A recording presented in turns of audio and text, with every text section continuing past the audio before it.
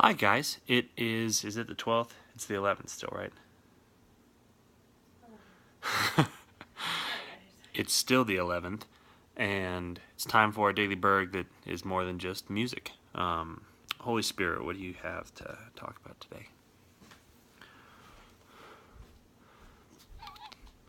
Wowza. Well, guys, there's this book, and it's a good book. It's called Starship Troopers. It's by Robert A. Heinlein, and if you haven't read it, read it, or at least Google Chapter 8. It's about, I don't know, it's about a lot of different things, that chapter.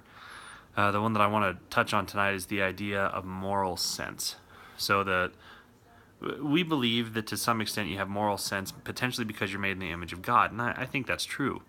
But there's this other element, this other component piece, which is what you learn and what's enforced culturally, and then what you pick up as moral sense because of culture, because of learning, because of your parents or your overhead growing up.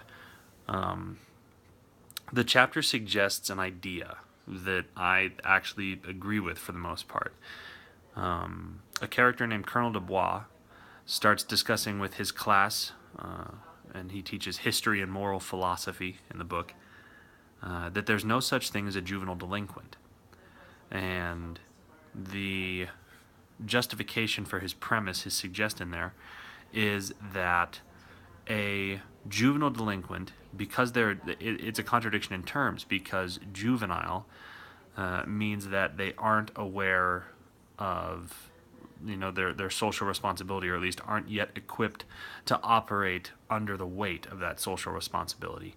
And a delinquent is only somebody who has responsibility and is not fulfilling it. Therefore, juvenile delinquent becomes potentially a contradiction in terms.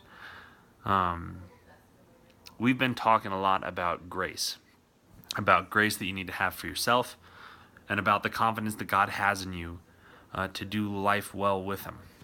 When you think about grace, again, we touch back on that idea that Jesus presented when he's talking vine and branches, and don't worry guys, you're already clean, you're already pruned because of the word that I've spoken to you. And the examples with that being like when they're discussing who the greatest is, and he tells them not that you shouldn't desire greatness or you shouldn't desire to be great, but here's how you actually achieve it. You become the servant of all. That's who the greatest is, the one who serves everybody. Come to me like a child. That's greatness. And when John comes and says that city disrespected us, let's blow it up. And Jesus goes, "Nah, you don't know the spirit you're under. The Son of Man didn't come to destroy men's lives; he came to save them." Those are examples of Jesus having responsibility to teach people what it looks like, what it actually looks like to do life in submission to God. But you notice he doesn't expect them to have it perfect. There's a learning process, and it's an acknowledged process that he is backing us up on. So I think that rather than you thinking of yourself as a juvenile delinquent, you need to instead think of yourself as a juvenile. Somebody who's coming into ownership of the responsibility that they're meant to carry.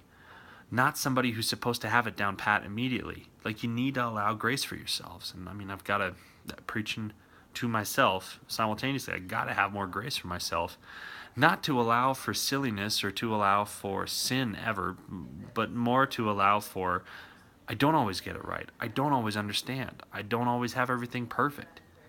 But God has made allowance for that and is there to back me up, so I don't have to be as worried about it. I'm trying to get like less shadow so that it's not such a dark video. Anyways,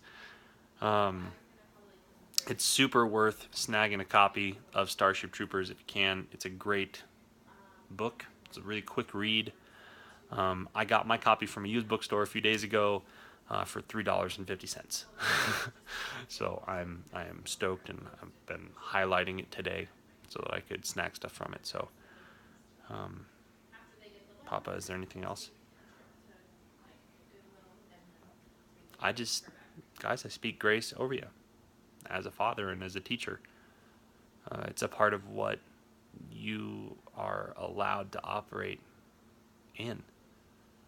So we bless you with the grace to make mistakes and learn from them, to hear Holy Spirit when he's bringing conviction, but to never listen to the enemy when he's bringing condemnation.